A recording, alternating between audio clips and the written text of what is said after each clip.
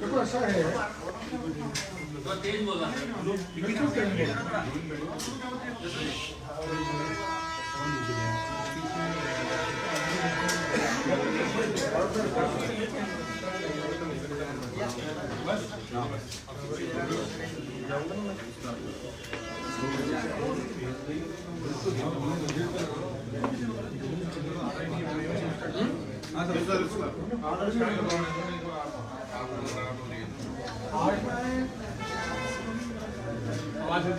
सुन लो भाई, सुन लो। हम क्या भी पहले से लगाए हुए हैं, लगाया गया है। आप इनसे बात करो, हमारे कैमरे के सामने ये तो क्या गए हम ना,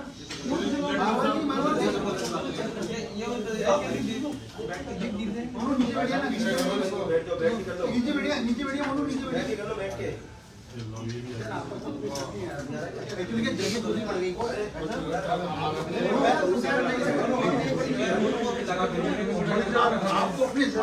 हम ना जाएंगे, बहुत है सब बाद में आएंगे। आज उन्हें मतलब क्या है, हम तो बोलते थे खड़े जल्दी आओ। नहीं इसका मतलब ये हम आगे आते हैं।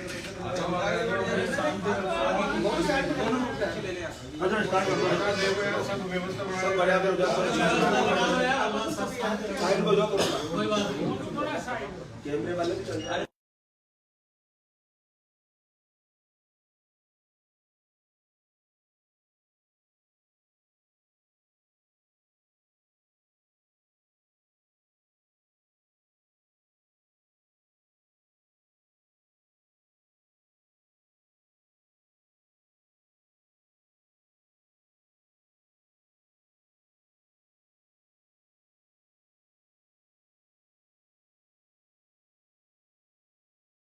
पत्रकार वार्ता के कंटेंट ज्यादा लंबे हैं।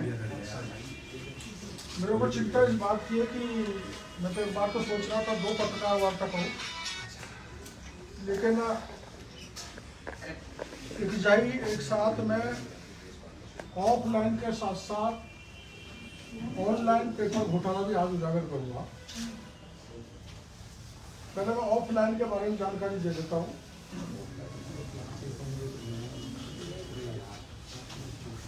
आपको पता है कि वरिष्ठ अध्यापक भर्ती परीक्षा का पेपर लीक हुआ है, जो मैंने बताया आरपीएससी से लीक हुआ है। और जो कांस्टेबल भर्ती परीक्षा पेपर लीक हुआ था,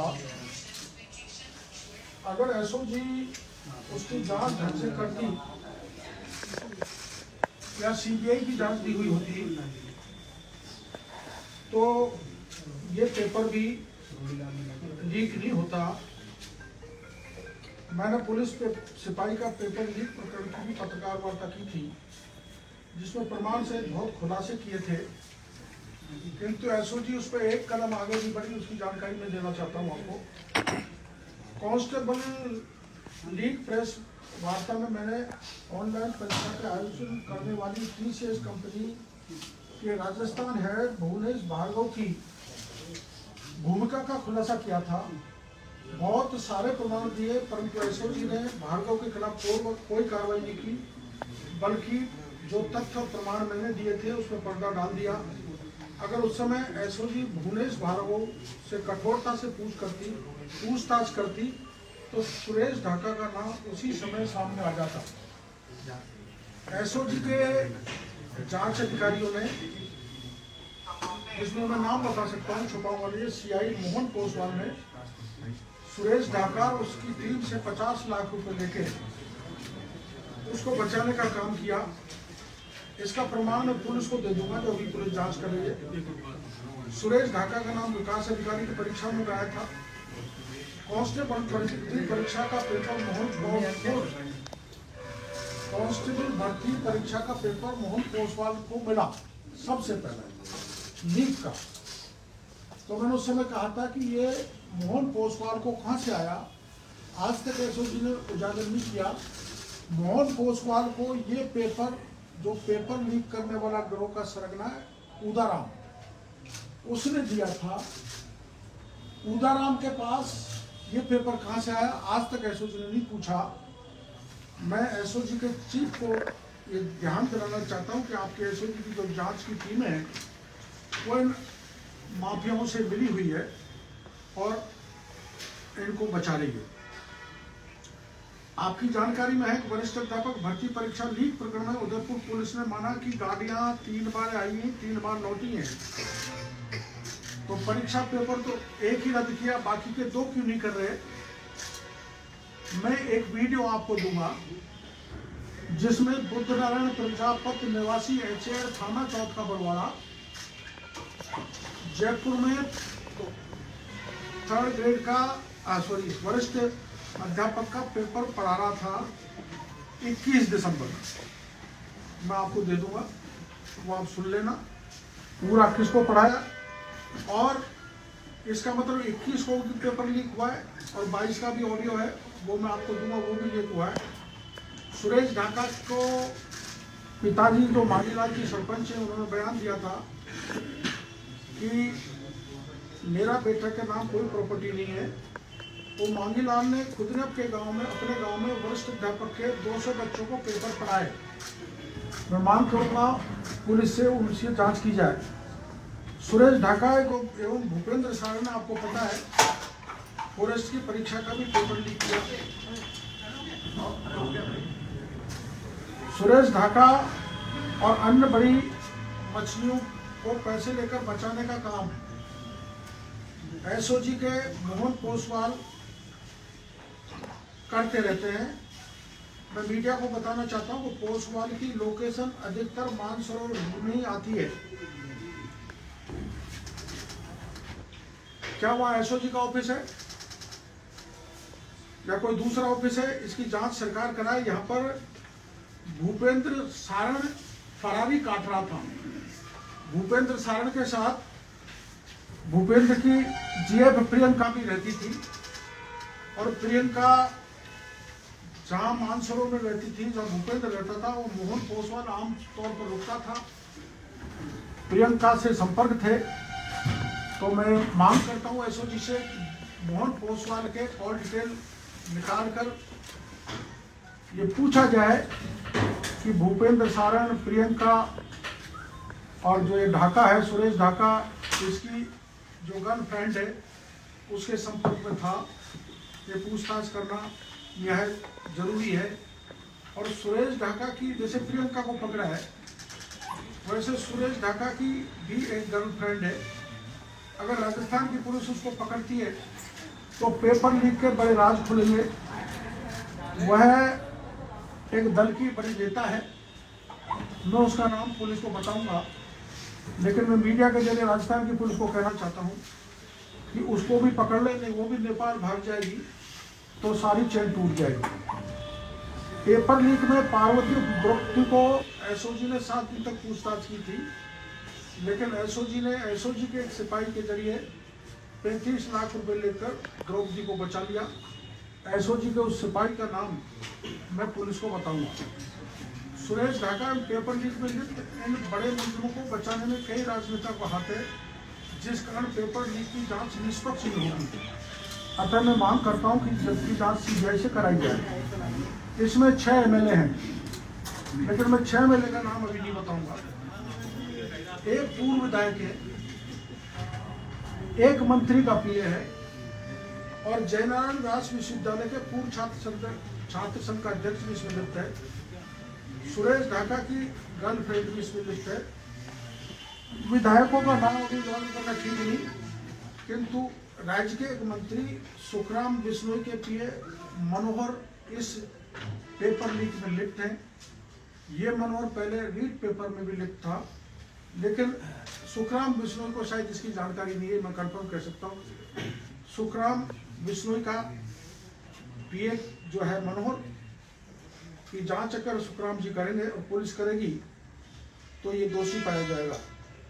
आरपीएससी के 2018 के बाद जितने भी पेपर हो रहे हैं वो सारे लीक हो रहे हैं। आरपीएससी में बैठा एक व्यक्ति ये काम लगातार कर रहा है, परीक्षा के पेपर लीक कर रहा है। आरएस 2018 किया, आरएस 2021 किया, सब इंस्पेक्टर 2021 का पेपर लीक किया और आरपीएससी का टीचर का पेपर भी अब लीक हो गया। वो व्यक्ति उसका नाम डैश डैश डैश यादव है। आरपीएससी में ऐसे 3 यादव हैं। ये यादव अलवर का है, मैं नाम इसलिए उजागर नहीं करूंगा, पर ये यादव है और गोपनीय शाखा में है, मॉडरेटर टीम में है।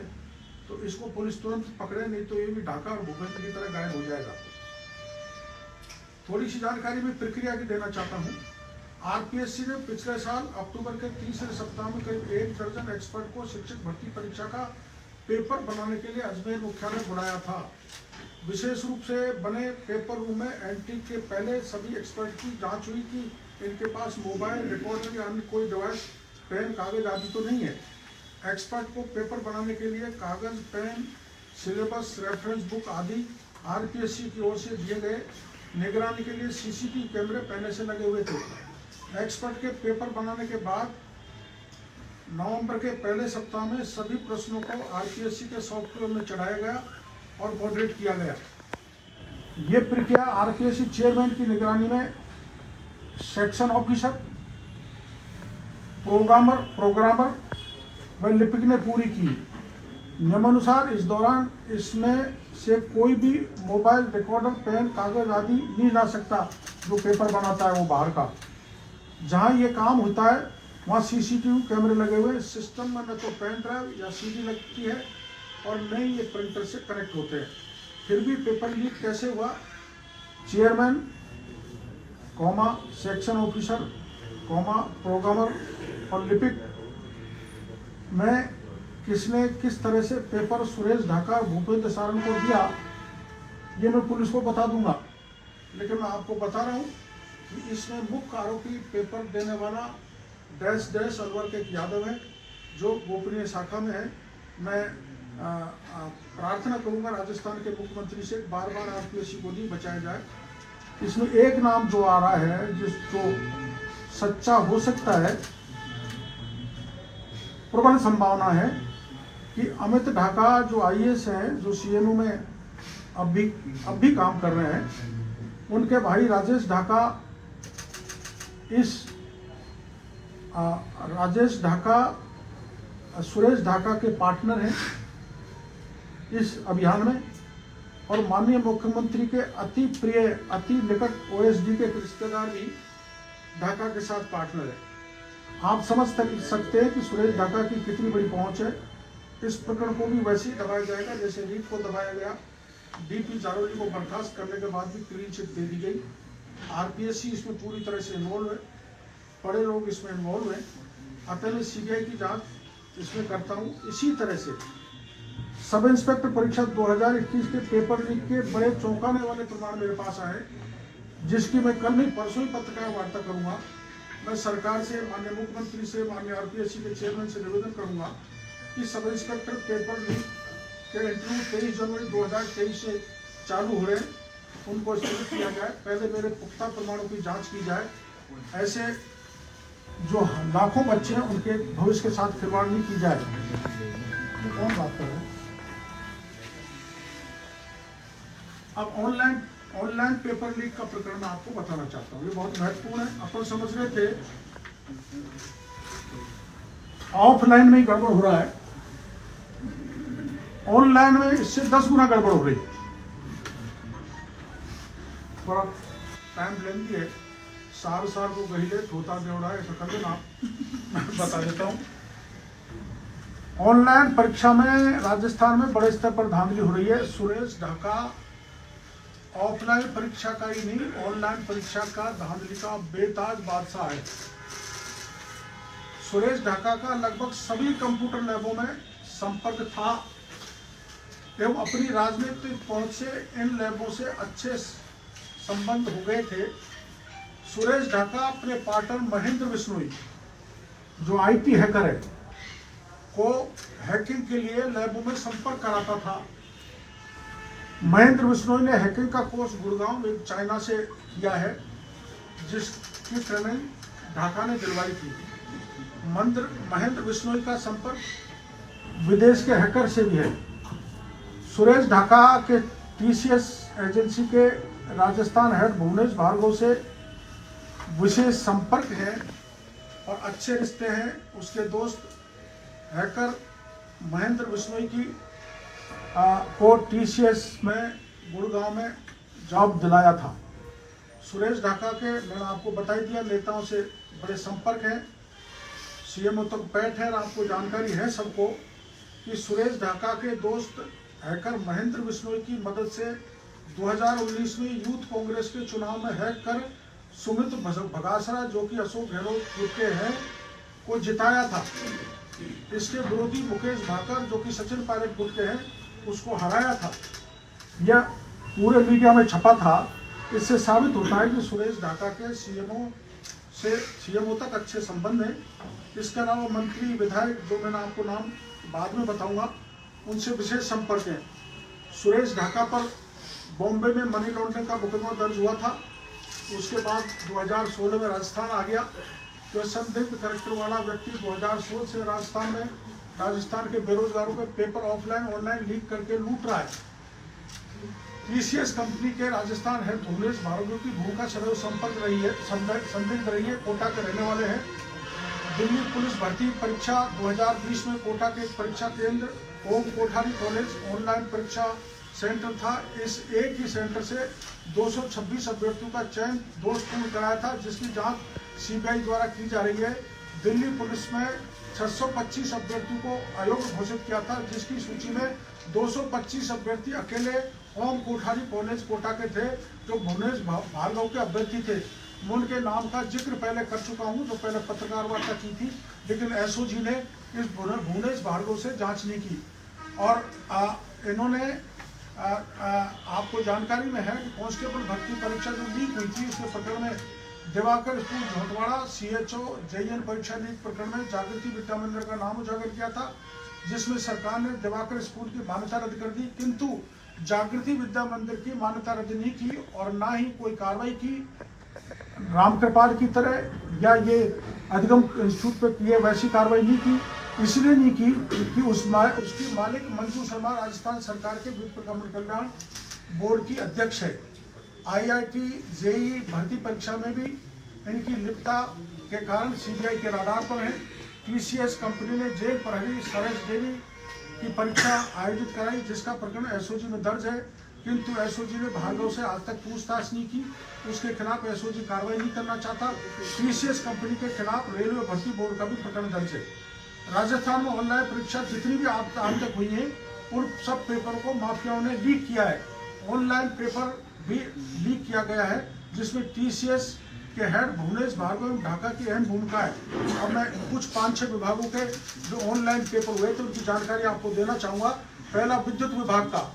राजस्थान विद्युत प्रसारण निगम द्वारा IBPS एजेंसी के माध्यम से 9 से 14 नवंबर 2021 के मध्य कॉमर्शियल सहायक की परीक्षा कराई गई, जिसका परिणाम 9 दिसंबर 2022 को जारी हो गया, जिसके 2 परीक्षा केंद्र ग्रो कंप्यूटर इंस्टीट्यूट, जिसका मालिक अशोक चौधरी नागौर में है, और 3 विद्यार्थी व 3 बीकानेर के मालिक कपिल चौधरी के 50 विद्यार्थियों के पास होने के बाद IBPS एजेंसी ने संदिग्ध मानते हुए IBPS के कंपनी के 3 कॉलेज बीकानेर को और इस दोनों को ग्रो कॉलेज को ब्लैक लिस्टेड कर दिया।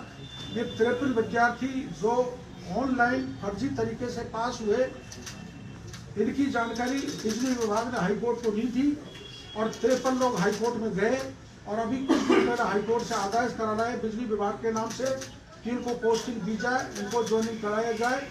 मैं सरकार से मांग करना चाहता हूं, बिजली विभाग से मांग करना चाहता हूं कि इस प्रकरण को डबल बेंच में ले जाएं और जो बिजली विभाग ने जो तथ्य छुपाए उन तथ्यों को डबल बेंच में माननीय हाईकोर्ट को बताएं, जिससे ये 53 लोग जो गलत तरीके से ऑनलाइन पास हुए उनको रोका जा सके। राजस्थान जेल प्रहरी 2018 इस परीक्षा का आयोजन भी टीसीएस कंपनी द्वारा कराया गया, जिसमें बड़े स्तर पर धांधलियां हुई उनके प्रमाण भी मैं पुलिस को दे दूंगा, ये पेपर भी रद्द करना पड़ा। ये मामला भी एसओजी के वहाँ लंबित है। एसओजी इसमें हाथ नहीं हिलाना चाहती।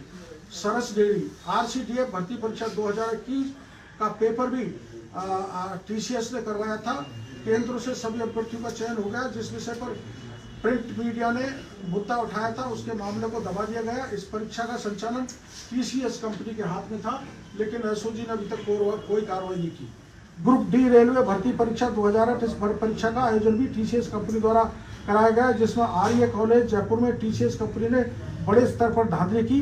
एसओजी की टीम ने CS कंपनी के अजय शर्मा, सुभाष शर्मा एवं जयपुर शहर के हेड मृत्युंजय के पकड़कर पूछताछ की, किंतु दोनों को एसओजी ने छोड़ दिया और इनको किसी प्रकार की कोई गिरफ्तारी नहीं की। अजय शर्मा एवं सुभाष शर्मा जो TCS कंपनी के पूर्व कर्मचारी हैं, इन्होंने रीट भर्ती में भी धांधली की थी। एसओजी ने गिरफ्तार किया था, लेकिन एसओजी आगे नहीं बढ़ी और इस मामले को दबा दिया। अभी जो हाल में मेडिकल ऑफिसर्स की परीक्षा का रिजल्ट आया है, जो RUHS ने मेडिकल ऑफिसर की परीक्षा कराई थी 21 दिसंबर 2022 को आयोजित की थी, इसकी भी जिम्मेदारी RUHS ने सीधी TCS एजेंसी को दी थी। मेरा दावा है कि इस परीक्षा में भी बड़े स्तर पर फर्जीवाड़ा हुआ है, जिसका विरोध अभ्यर्थी अब भी कर रहे हैं। डॉक्टर्स जो छात्र बाहर से MBBS करके आए हैं, जिनमें से ज़्यादातर अभ्यर्थियों के 70% से अधिक मार्क्स मिले हैं, वो उतने कॉम्पिटेंट नहीं है जितने अपनी राज्य की मेडिकल कॉलेज से डिग्री लेकर इंटेलिजेंट बच्चे पास हुए हैं। उनको रख दिया गया और बाहर के लोगों को बड़े नंबर देकर TCS कंपनी ने पास कर दिया, रिजल्ट भी जारी कर दिया। और प्रत्येक, मैं दावे के साथ कहता हूँ, प्रत्येक ऐसे पास होने वाले मेडिकल ऑफिसर से 20-20 लाख रुपए लेके करोड़ों रुपए RUHS ने इकट्ठे किए। इसमें माननीय स्वास्थ्य मंत्री जी के पुत्र से जांच किया जाना नितांत आवश्यक है। ऐसे UGC नेट परीक्षा में TCS ने धांधली की। बीकानेर नर्सिंग कॉलेज के एक ही सेंटर में 20 छात्र JRF में चयन हुए। ये इस सेंटर पर भी बड़ा फर्जीवाड़ा हुआ और इस सेंटर पर भी होने वाले अन्य परीक्षार्थियों ने भी इसी प्रकार की धांधली कर रहे हैं। ये महत्वपूर्ण बात है, 20 छात्र पूरे देश में टॉप आए एक ही इंस्टीट्यूट के, तो इससे स्पष्ट होता है कि उन्होंने घोटाला किया है। कील कॉलेज बीकानेर में है, बीकानेर में नर्सिंग कॉलेज है। ये दोनों कॉलेजों के मालिक पार्टनर हैं। जब किसी परीक्षा का सेंटर कील कॉलेज में आता है तो नर्सिंग कॉलेज में सेंटर नहीं आता, और जब नर्सिंग कॉलेज में सेंटर आता है तो कील कॉलेज में सेंटर नहीं आता। अर्थात दोनों मालिक मिलकर परीक्षाओं में ऑनलाइन परीक्षाओं में धांधली कर रहे हैं। ऑनलाइन परीक्षा भर्ती परीक्षा में इन कंप्यूटर लैबों की भूमिका बता रहा हूँ मैं आपको, जरा सुनना। करीबन 1 करोड़ की लागत से कंप्यूटर लैब तैयार होता है। एक कंप्यूटर लैब का मासिक खर्चा 3 लाख रुपए महीने के करीबन है। जैसे 1.5 लाख किराया, 50,000 बिजली का बिल, 30,000 IT स्टाफ, 20,000 UPS का खर्चा, 50,000 स्टाफ का खर्चा। एक लैब के पास ऑनलाइन एग्जाम कराने का करीबन 1.5 लाख रुपए मिलता है। कई बार 6-6 महीने तक एग्जाम नहीं होती। फिर इन कंप्यूटर लैबों के रखरखाव में स्टाफ का खर्चा कहाँ से आता है, ये मैं सरकार से पूछना चाहता हूँ। जबकि गौर करने वाली बात यह है कि जो एजेंसी इन कंप्यूटर लैबों को परीक्षा संपन्न कराने की जिम्मेदारी देती है, ये एजेंसी इन लैबों को 1.5 लाख रुपए भी नहीं देनी नहीं है। सेंटर लगाने के लिए उल्टे सेंटर वाले पैसे दे रहे हैं, तो इतना बड़ा खर्चा ये लैब कहाँ से चला रहे हैं। राजस्थान में कंप्यूटर लैबों के मालिक अधिकतर हरियाणा के हैं, जिस पर परीक्षा के संबंधित अलग अलग राज्यों में मुकदमे दर्ज हैं। ये लैबें हरियाणा, पंजाब, UP, उत्तराखंड, जम्मू कश्मीर, चंडीगढ़ से ब्लैक लिस्टेड है, जो राजस्थान में आकर हमारे बेरोजगारों को लूट रहे हैं, ठगी कर रहे हैं। हरियाणा के लोग अपने स्टेट के बच्चों को यहाँ लाकर फॉर्म भराकर उनको राजस्थान का विकल्प देकर उनको पास करा रहे हैं, और हमारे राजस्थान के बच्चे भटक रहे हैं। राजस्थान ऑनलाइन परीक्षा सेंटर बुक कराने की प्रक्रिया TCS एजेंसी खुद सेंटर बुक कराती है, जिसका राजस्थान हेड भुवनेश भार्गव है। TCS के अलावा अन्य कंपनियां राजस्थान के वेंडर के माध्यम से सेंटर बुक करती हैं। राजस्थान में मुख्य 3 वेंडर कंपनी हैं। साई एजुकेशन प्राइवेट लिमिटेड, जिसके मालिक रमेश शर्मा हैं, ऐसे सिल्फर प्राइवेट लिमिटेड जिसके मालिक राघवेंद्र नरूका एवं गगनदीप शर्मा है, net pharma techniques private limited जिसके मालिक रितेश शर्मा है। मेरे संज्ञान में आया कि उक्त तीनों वेंडर परीक्षा सेंटर आवंटित करने के लाखों रुपए कंप्यूटर लैबों से लेते हैं एवं लैबों को परीक्षा संपन्न कराने की राशि भी नहीं देते। इसका मतलब यह है कि कंप्यूटर लैब उक्त वेंडर से मिलकर करोड़ों का कारोबार एवं ऑनलाइन परीक्षाओं को बड़े स्तर पर घोटाले कर रहे हैं। मेरा दावा है कि राजस्थान में इन कंप्यूटर लैबों के खाते चेक कराए जाए तो पता लगेगा कि इनके द्वारा कराई गई परीक्षा का पैसा भी इनके खातों में नहीं आया है। फिर करोड़ों रुपए की लगाई गई लैबों का खर्चा कहां से चल रहा है। ऑनलाइन परीक्षाओं में ऑफलाइन परीक्षा से 10 गुना घोटाला है। इसमें काला धन बहुत बड़े पैमाने पर काले धन का गोरख धंधा चल रहा है। कंप्यूटर लैबों की सूची मैं आपको बताना चाहता हूं।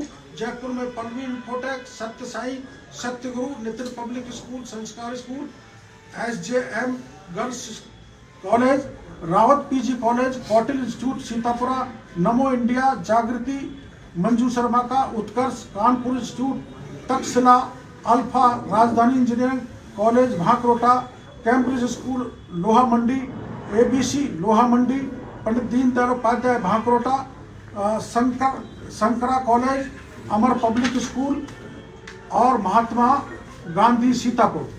अजमेर में है ग्रो, लोटस इंफोटेक और बीकानेर में बीकानेर नर्सिंग कॉलेज, कीन college, Bikaner public school, integrative और विजिल। उदयपुर में बुद्धा कॉलेज जो सुरेश ढाका की है, जिसमें बुद्धा कॉलेज जिसमें सुरेश ढाका साइलेंट पार्टनर है। इसने एयरफोर्स की परीक्षा को लीक किया था, जिसका प्रकरण एयरफोर्स ने दर्ज कराया। बुद्धा कॉलेज ऑनलाइन परीक्षा संचालित कराती है। कोटा में जो मैंने आपको बताया, Om Kothari, bits and brights, Shivjyoti, Ganganagar में Atmavallabh, Surendra dental college, Jain ITI college और जोधपुर में मारवाड़ कोठारी। इन लोगों के बारे में राजस्थान पुलिस से मेरी मांग है कि इन संस्थाओं से जाकर पूछताछ करेगी तो पता चलेगा कि इन्होंने परीक्षा कराने तक के पैसे नहीं लिए। इनके खातों में भी चेक किए जाए कि कब कब वेंडरों से पैसे लिए गए। इनके खातों में पैसे ही नहीं डाले गए। अगर परीक्षा की ड्यूटी में सेंटर हेड, IT स्टाफ और अन्य स्टाफ के आधार कार्ड चेक करेंगे तो पता लगेगा कि ये सभी लोग अन्य राज्यों के हैं जो स्टेट हेड भार्गव द्वारा लाए गए हैं। यहाँ राजस्थान में आकर मेहनती बेरोजगार युवाओं की मेहनत पर डाका डाल रहे हैं। इनकी प्रॉपर्टी अगर देखोगे तो इनके पास लग्जरी मकान, लग्जरी होटल, लग्जरी गाड़ी, घर बार, लग्जरी लाइफ जी रहे हैं। जितनी भी ऑनलाइन परीक्षा कराई गई है उन सब का पेपर इस तरह से लीक हुआ है जो मैंने आपको बताया। अतः मेरी मांग है सरकार से कि ऑनलाइन परीक्षाओं की जांच भी CBI से करें।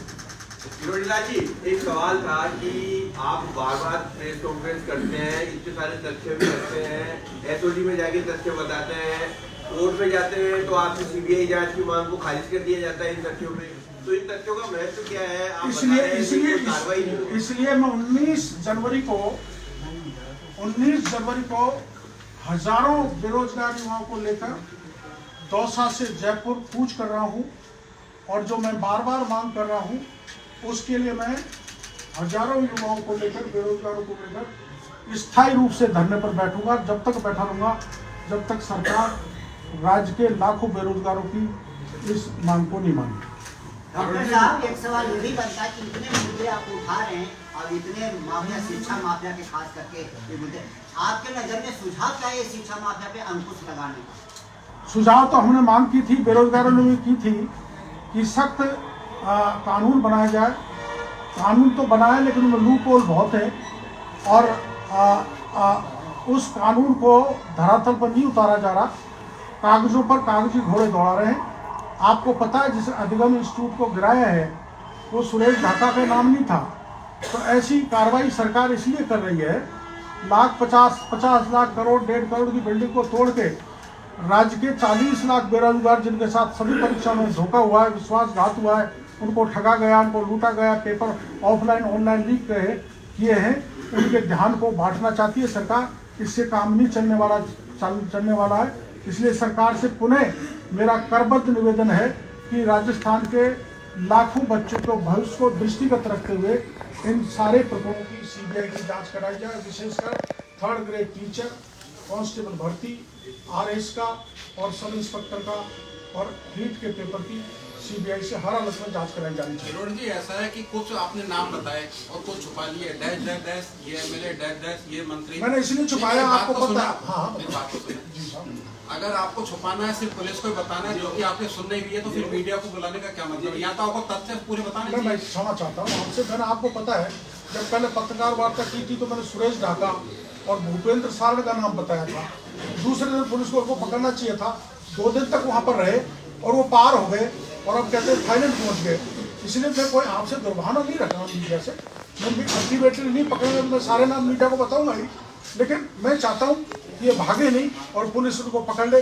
इस दृष्टि से मैंने 2-3 एक नाम आपसे छुपाए, उसके लिए मैं क्षमा चाहता हूँ। डॉक्टर साहब, ऐसा है, एसओजी पुलिस से सब जांच कर रही है, वो जांच करती है लेट, वो नाम उनके नाम आते हैं लेट। आपकी ऐसी कौन सी जांच एजेंसी है जो सबसे पहले आप ये तथ्य उजागर करते हैं? कौन सी जांच? जांच एजेंसी तो कोई नहीं है, पर राज्य के जो बच्चे लुट रहे हैं या जो ठगे जा रहे हैं या जो पेपर लीक हो रहा है ऑफलाइन और ऑनलाइन, उन बच्चों को मेरे पर भरोसा है, वही मेरे को कागज ला के देते हैं, वही एजेंसी है और कोई एजेंसी नहीं है। ये घोटाला कितने वर्षों से चलता आ रहा है? जो ये भर्ती घोटाला है अभी 2016 से मान के चलो, मैं 2016 से अभी 2023 तक के मैंने ये घोटाले ऑफलाइन ऑनलाइन आपको बताया।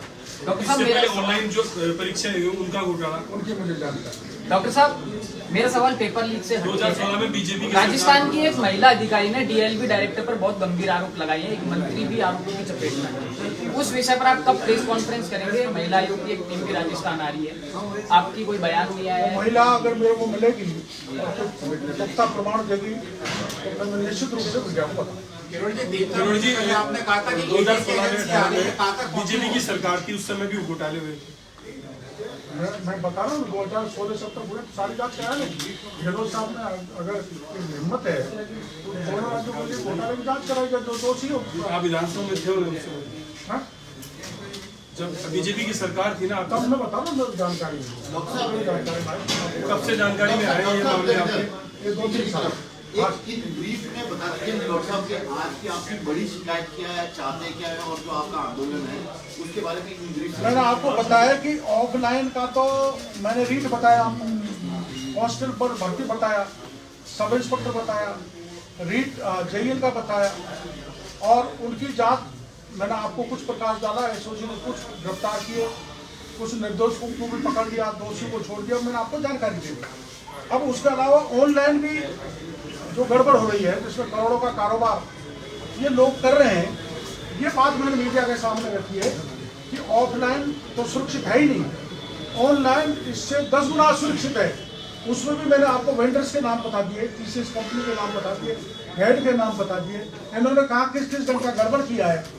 मैंने 256 बच्चे सिपाहियों के बता दिए, 20 बच्चे जेआरएफ के टॉपर बता दिए, एक ही जगह के 20 बीकानेर के 20 टॉपर आ रहे हैं। तो ये सारा मैं प्रमाण आपके सामने इसलिए दे रहा हूँ कि मीडिया इसको चस्पा करेगा, जनता को लाएगा तो दबाव सरकार पर पड़ेगा, तो हो सकता है सीबीआई की जांच हो जाए और ये घोटाले स्थायी रूप से रुक जाए। किस लेवल के अधिकारियों की भूमिका आपके हिसाब से इस पूरे मामले में है? क्योंकि पुलिस पकड़ रही है, कुछ लोगों को कार्रवाई हो रही है, बिल्डिंग भी तोड़ी जा रही है। विशेषकर जांच अधिकारी स्तर पे, जैसे एसओजी में ये नहीं कहता कोई एडिशनल बिजनेस में इन्वॉल्व है, जैसे मैं मंत्री जी सुखराम बिश्नोई का नाम नहीं बताता वो इन्वॉल्व है, लेकिन उनके पीए इन्वॉल्व है।